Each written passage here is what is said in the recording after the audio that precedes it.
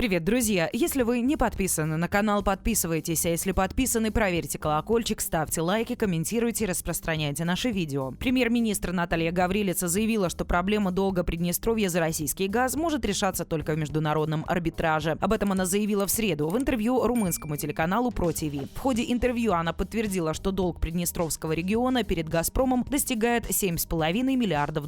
Вопрос этого долга не обсуждался в ходе состоявшихся на прошлой неделе переговоров с «Газпромом».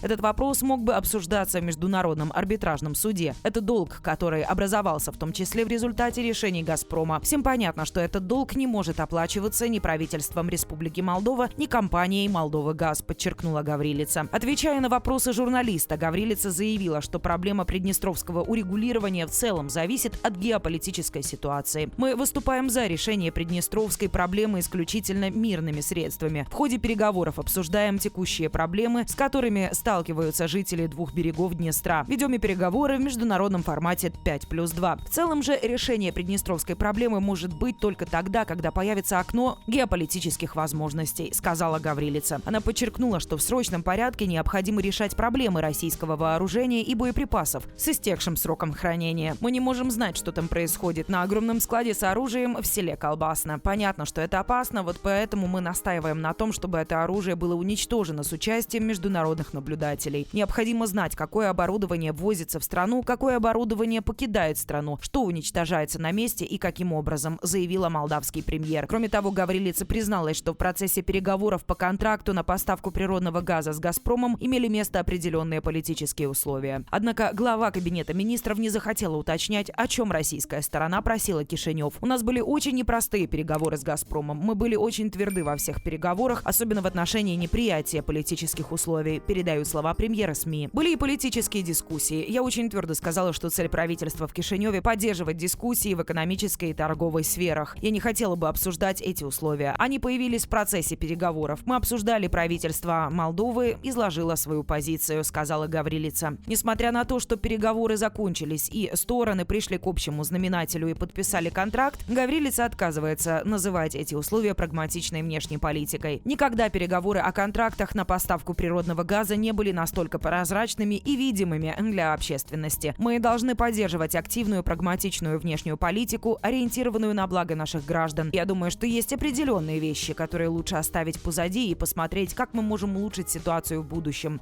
заявила премьер-министр. Ранее участвовавший в переговорах «Газпрома» министр инфраструктуры и регионального развития Андрей Спыну заявлял об отсутствии политических условий. Кстати, глава ведомства Молдовы Николай Попеску посетит Москву с рабочим визитом, сообщила официальный представитель МИД РФ Мария Захарова. Министр иностранных дел России Сергей Лавров проведет переговоры с главой МИД Молдовы Николаем Попеску 17 ноября. Об этом в среду на брифинге сообщила официальный представитель МИД РФ Мария Захарова, передает ТАСС.ру. На этом я с вами прощаюсь. Подписывайтесь на наш канал, жмите на колокольчик, а также не забудьте написать свое мнение в комментариях. Теперь газета всегда с вами. До встречи.